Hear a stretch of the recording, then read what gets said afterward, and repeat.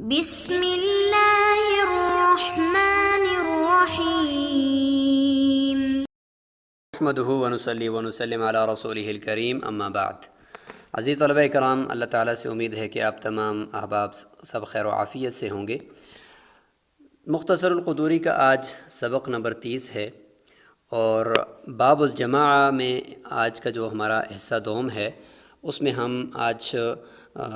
کوشش کریں گے کہ اس حصہ دوم کے اندر عورتوں کے مسجد جانے کا جو حکم ہے اور وہاں پہ جا کر جماعت میں شریک ہونے کا حکم ہے، وہ ہم مکمل طور پر انشاءاللہ سیکھیں گے اور اس کو سمجھیں گے۔ اور اس کے ساتھ ہی امامت کے مفصل کچھ مسائل ہوں گے کہ کن حضرات کے پیچھے، کس امام کے پیچھے اقتداء کرنا درست ہے اور کس کے پیچھے اقتداء کرنا درست نہیں ہے، یعنی کس کا امام بننا درست ہے اور کس کا درست نہیں ہے، اس حوالے سے انشاءاللہ تفصیلی گفتگو ہوگی۔ اور تیسرے نمبر پر ہم کچھ مکروہات نماز، ان کو بھی انشاءاللہ ہم آج ڈسکس کریں گے۔ تو چلتے ہیں، سب سے پہلے عبارت پڑھیں گے انشاءاللہ، پھر حسب سابق عبارت کی تشریح ہوگی۔ تو آج کی عبارت یہاں سے ہے: وَيُكْرَهُ لِلنِّسَاءِ حُضُورُ الْجَمَاعَاتِ وَلَا بَأْسَ بِأَن تَخْرُجَ الْعَجُوزُ فِي الْفَجْرِ وَالْمَغْرِبِ وَالْعِشَاءِ عِنْدَ أَبِي حَنِيفَةَ رَحِمَهُ اللَّهُ،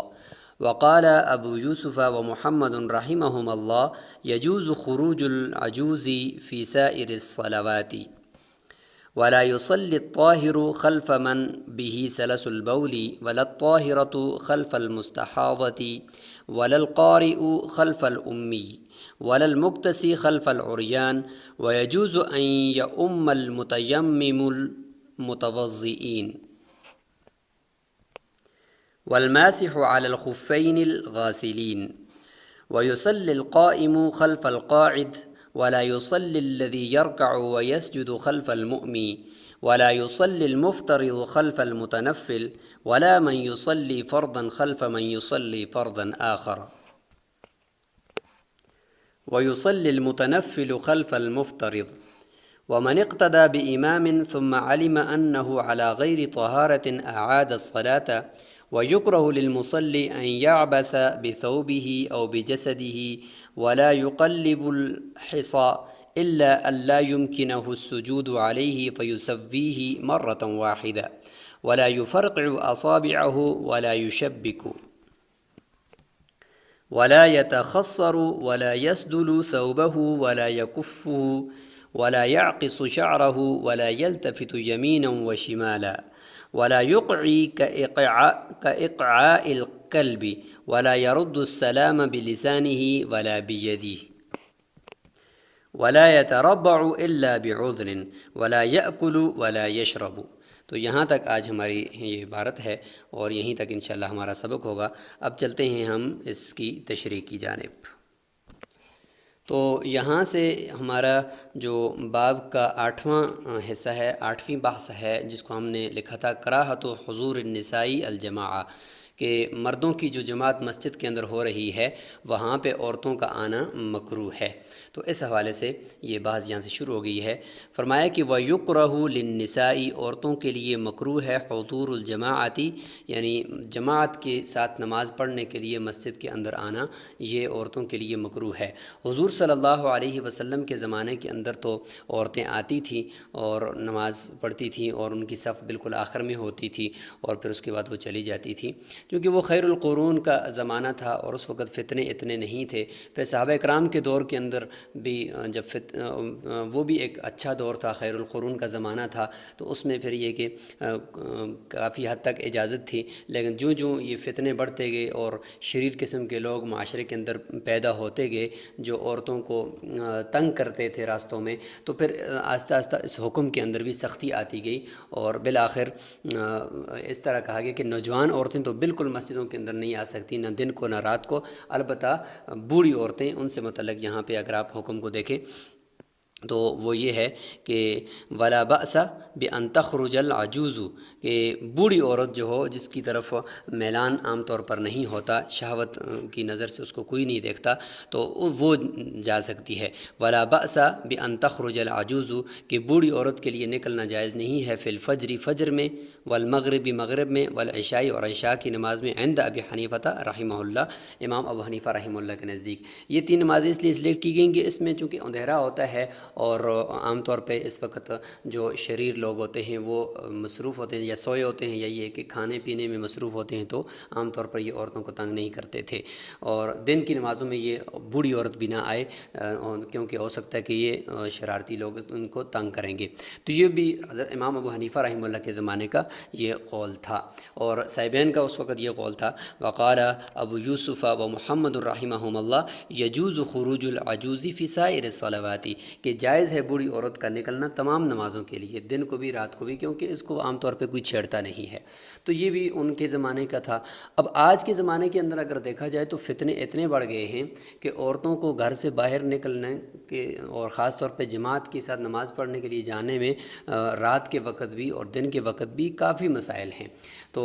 یہ جو فتویٰ ہوگا پھر اس وقت کے دور میں وہ اسی قول پر ہے کہ چونکہ اس وقت سبب کو دیکھ کر ہی فتویٰ دیا تھا امام ابو حنیفہ رحمہ اللہ نے بھی کہ دن کی نمازوں میں نہ جائے کہ شرارتی لوگ تنگ کریں گے، اور رات کی نمازوں میں جائے، جبکہ آج کے زمانے کے اندر تو رات کے وقت زیادہ فتنے ہو رہے ہیں۔ تو لہٰذا امام ابو حنیفہ رحمہ اللہ کے جو قول تھا وہ بھی اسی سبب سے تھا۔ تو آج بھی وہی سبب ہے کہ دن رات ہر وقت شرارتی لوگ موجود ہوتے ہیں، لہٰذا نہ دن کو نکلے نہ رات کو نکلے، نہ بوڑھی نکلے نہ جوان نکلے، کوئی بھی نہیں جا سکتی مسجد کے اندر نماز میں شریک ہونے کے لیے، جبکہ فرمایا گیا کہ اس کی سب سے افضل نماز ہی وہی ہے جو وہ گھر کے اندر بالکل اندھیری کوٹری کے اندر وہ جا کر وہ پڑھتی ہے، تو اس سے زیادہ وہ اس کی وہ نماز کی قبولیت کی امید کی جا سکتی ہے۔ تو یہ یہاں پر یہ بات مکمل ہو گئی ہے۔ اب یہاں سے آگے ولا یصلی الطاہر سے آگے 9ویں بحث اس باب کی شروع ہو چکی ہے کہ من تصح الصلاۃ خلفہ ومن لا تصح، کہ کس شخص کے پیچھے نماز پڑھنا درست ہے اور کس شخص کے پیچھے نماز پڑھنا درست نہیں ہے۔ تو اس میں اب کچھ اقسام ہوں گی، انشاءاللہ ہم اس کو ایک ایک کر کے ڈسکس کرتے ہیں۔ ولا یصلی الطاہر خلف من بہ سلس البول، کہ پاک آدمی یعنی جو معذور نہیں ہے، اس کو کوئی بیماری نہیں ہے، وہ آدمی نماز نہیں پڑھ سکتا خلف من، اس شخص کے پیچھے بھی سلس البول، جس کو سلس البول کی بیماری ہے۔ سلس البول یعنی اس کا جو چھوٹا پیشاب ہے وہ نہیں رکتا، وہ بار بار چل رہا ہے، تو ظاہر ہے کہ ایسا آدمی معذور کے حکم ہے۔ تو یہاں پر اصول یاد رکھیں کہ امام جو ہے وہ احناف کے نزدیک وہ ضامن ہوتا ہے مقتدی کی نمازوں کا بھی، جبکہ امام شافعی رحمہ اللہ کے نزدیک امام ضامن نہیں ہوتا۔ جماعت کے ساتھ نماز پڑھنے کا ان کے نزدیک مقصد یہ کہ سب اکٹھے ہو کر نماز پڑھ لیں اور ایک ماحول بنا دیں، جبکہ احناف کے نزدیک اس کا مطلب یہ ہوتا ہے کہ امام ضامن ہوتا ہے بقیہ تمام مقتدیوں کی نماز کا۔ اگر امام کی نماز فاسد تو سب مقتدیوں کی نماز فاسد۔ تو اب امام کیسا ہونا چاہیے؟ امام کی نماز اور امام کی حالت اور امام کی جتنے بھی چیزیں ہیں وہ قوی ہونی چاہیے۔ امام کی حالت، امام کی نماز قوی ہونی چاہیے، طاقتور ہونی چاہیے، اعلیٰ ہونی چاہیے مقتدیوں کی نماز سے، یا کم از کم مقتدیوں کی حالت کے برابر ہونی چاہیے۔ یعنی امام کو ایسی کوئی بیماری ہو کہ مقتدیوں کو وہ نہیں ہے اور اس بیماری کی وجہ سے وہ امام معذور کہلا رہا ہے، تو اس کی وجہ سے ہم یہ سمجھیں گے کہ یہ امام کی نماز خود کمزور ہے۔ تو امام کی نماز اعلیٰ ہوگی، اقویٰ ہوگی، تو تب وہ ضامن بنے گا، تب وہ متضمن ہوگی مقتدیوں کی نماز کو۔ تو جب وہ اعلیٰ ہی نہ ہو یا ان کے برابر بھی نہ ہو بلکہ اس سے بھی کم درجے کی ہو امام کی نماز، تو پھر وہ مقتدیوں کی نماز کی ضامن کیسے بن سکتی ہے؟ اس لیے مقتدیوں کی نماز پھر اعلیٰ ہو جائے گی، امام کی نماز پھر اس سے کمزور ہو جائے گی، تو اس لیے پھر اقتداء درست نہیں ہے۔ تو اس لیے یہی اصول یہاں پہ چلے گا۔ لہٰذا سلس البول کی بیماری اگر کسی امام کو ہے تو وہ تو معذور ہے، اس کا وضو ٹوٹ رہا ہے بار بار، تو لہٰذا پاک آدمی اس کے پیچھے اقتداء اگر کرے گا تو اس کی اقتداء مفتبی قول کے مطابق درست نہیں ہے۔ اسی طریقے سے دوسرے نمبر پر ہے کہ ولا الطاہرۃ خلف المستحاضہ، کہ پاک عورت ہے، ویسے تو عورتوں کی جماعت درست نہیں ہے، اگر عورتیں کر بھی رہی ہیں تو کہتے ہیں کہ پاک عورت وہ مستحاضہ عورت جس کو بار بار خون چل رہا ہے استحاضہ کا، اس کے پیچھے نماز نہیں پڑھ سکتی۔ ظاہر ہے کہ مستحاضہ عورت معذور کے حکم میں، تو معذور کی نماز تو کمزور ہوتی ہے، تو قوی کس طریقے سے وہ کمزور کی اقتداء کر سکتا ہے۔ وللقاری، اور تیسرے نمبر پر ہے کہ وللقاری، قرآن مجید کو اچھی طریقے سے پڑھنے والا وہ نہیں نماز پڑھ سکتا خلف الامی، امی آدمی کے پیچھے، یعنی جس کو قرآن مجید صحیح طریقے سے پڑھنا نہیں آ رہا، وہ نماز پڑھا رہا ہے، لہذا اس کے پیچھے کوئی قاری اگر نماز پڑھتا ہے تو اس قاری کی نماز نہیں ہوگی۔ البتہ وہ امیوں کو ہی نماز پڑھا رہا ہے، اپنے برابر کے لوگوں کو نماز پڑھا رہا ہے، تو پھر سب کی نماز ہو جائے گی۔ کیونکہ ان کی جو مقتدی ہیں اور امام ہیں ان سب کی نماز ایک دوسرے کے قوی نہیں ہے، بالکل برابر ہے۔ اسی طریقے سے چوتھے نمبر پر ہے جی ولل مقتسی خلف العریان، کہ جو مقتسی کپڑے پہنے ہوئے، یعنی جو فرض ستر ہے وہ پہنا ہوا ہے کسی آدمی نے، وہ آدمی اقتداء نہیں کر سکتا ننگے کے پیچھے، کیونکہ ننگے کی نماز خود ہی وہ بیچارہ معذور ہے اور وہ ننگا ہے، تو وہ اس کی نماز ہی کمزور ہے، لہٰذا قوی آدمی اس کے پیچھے اقتداء نہیں کر سکتا۔ وَيَجُوزُ أَن يَؤُمَّ الْمُتَيَمِّمُ المتوضئین، ہاں یہ پہ یہاں پہ یہ غلط فہمی کو دور کر دیا کہ اگر ایک آدمی نے تیمم کیا ہوا ہے، چاہے غسل کا تیمم ہو یا وضو کا تیمم ہو، وضو کے مقابلے میں ہو یا غسل کے مقابلے میں اس نے تیمم کیا ہوا ہے، پانی نہیں ملا کسی اور وجہ سے کیا، لیکن اب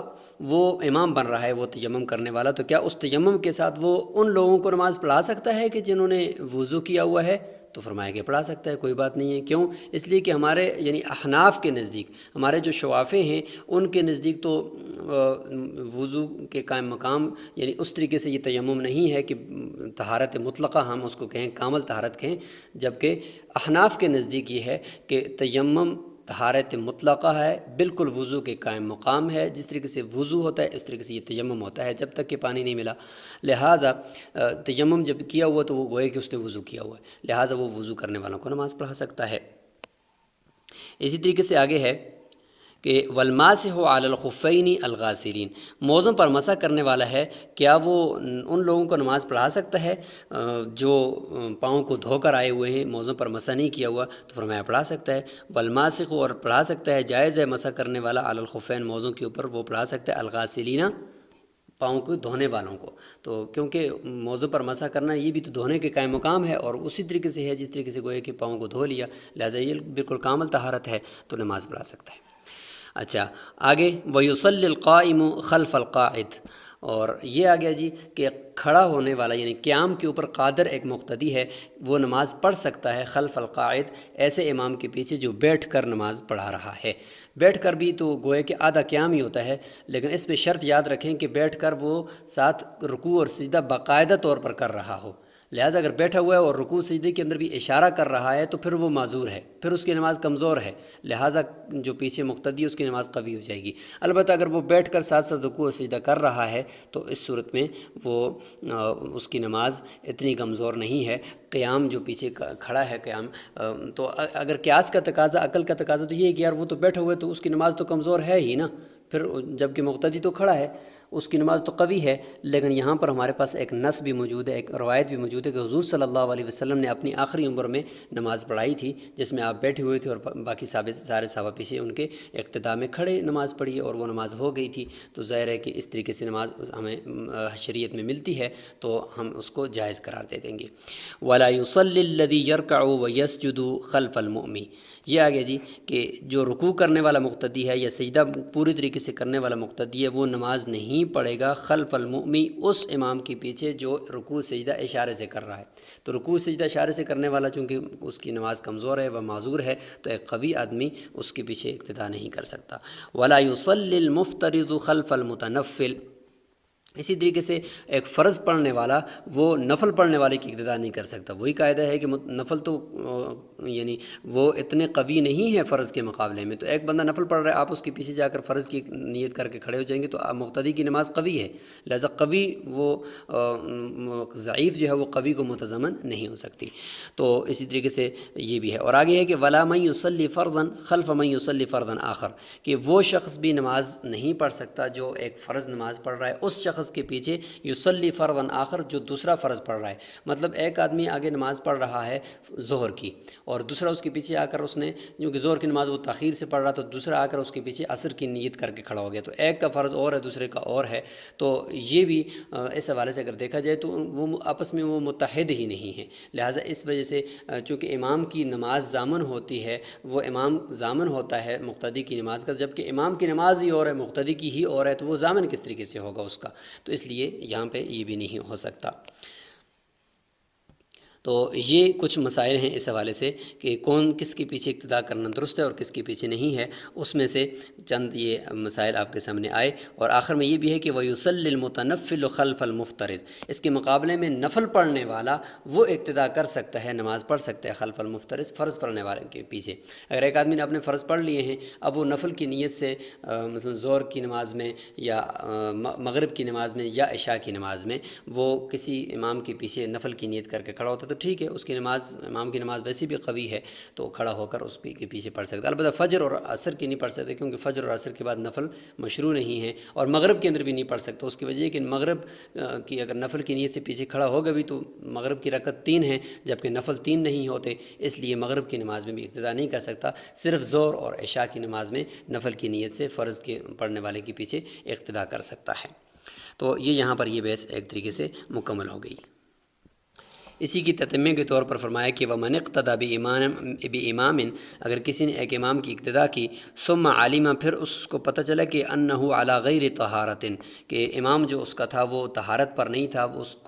کے اوپر غسل یا وضو واجب تھا، اس کا وضو ٹوٹ گیا تھا، تو یہ آدمی خود اپنی نماز کا بھی اعادہ کرے گا، اعاد الصلاۃ، یہ اپنی نماز کا اعادہ کرے۔ یہ نہیں ہے کہ امام کی نماز ہے تو امام کا وضو ٹوٹ گیا تو میرا تو نہیں ٹوٹا تھا لہٰذا میری نماز تو ہو جانی چاہیے، فرمایا کہ نہیں، یہ اپنی نماز کو لوٹائے گا کیونکہ امام کی نماز فاسد ہونے سے اس کی نماز بھی فاسد ہو گئی ہے۔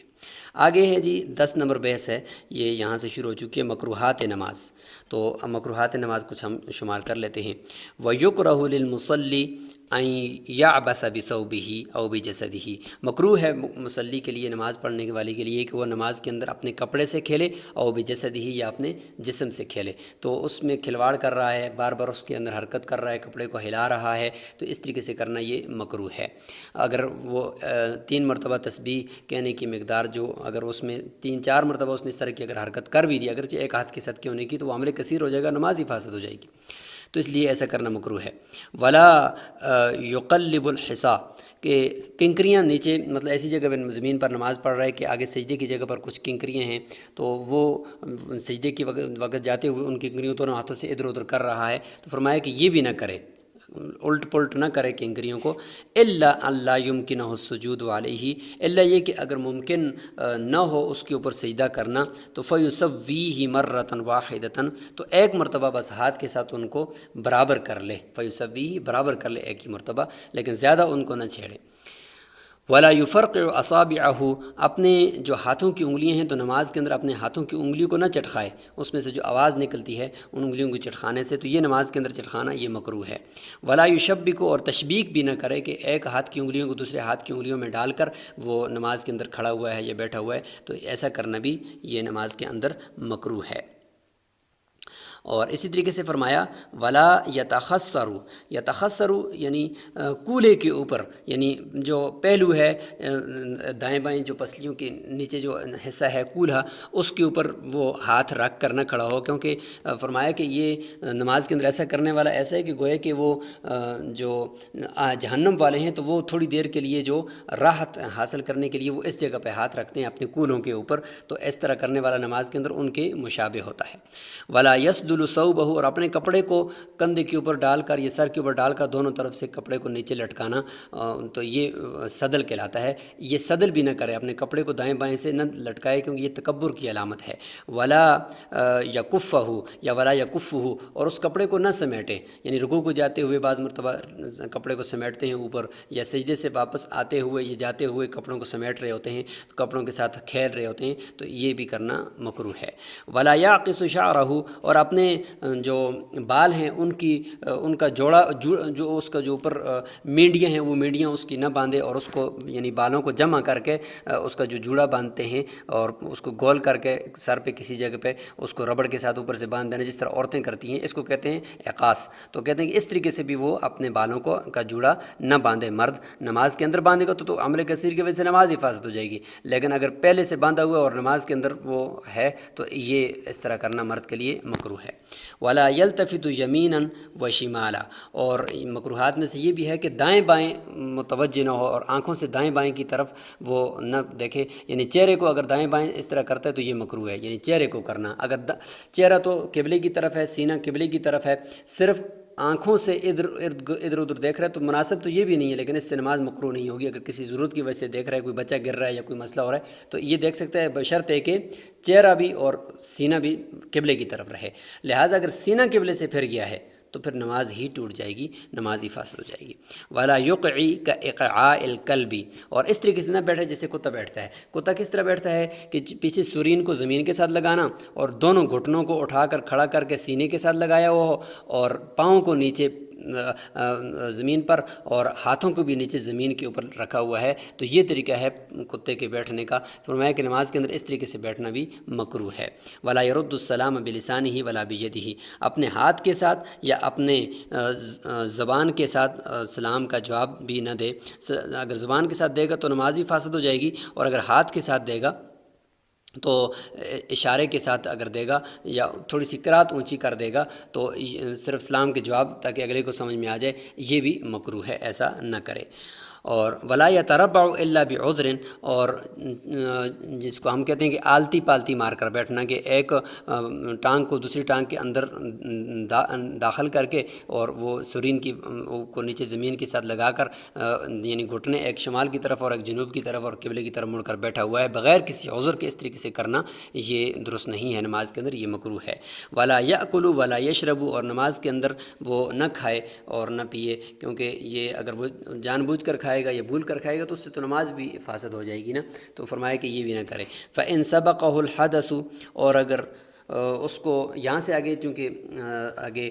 مسئلہ بنا شروع ہو گیا ہے تو اس کو انشاءاللہ ہم اگلے سبق کے اندر ڈسکس کریں گے۔ آپ سے یہی گزارش ہے کہ یہاں تک کا جو سبق ہے اس میں جو اہم مسائل ہوئے ہیں اس میں نیچے حاشیے کو آپ ضرور پڑھیں، اس کے اندر آپ کو احادیث مبارکہ ملیں گی، آیات ملیں گی انہی مسائل سے متعلق۔ خاص طور پہ یہ جو مکروہات نماز ہیں ان کو ذرا اچھی طریقے سے غور کر کے ان کو پڑھیں، دیکھیں اور خود بھی ان سے بچنے کی کوشش کریں۔ السلام علیکم ورحمۃ اللہ وبرکاتہ۔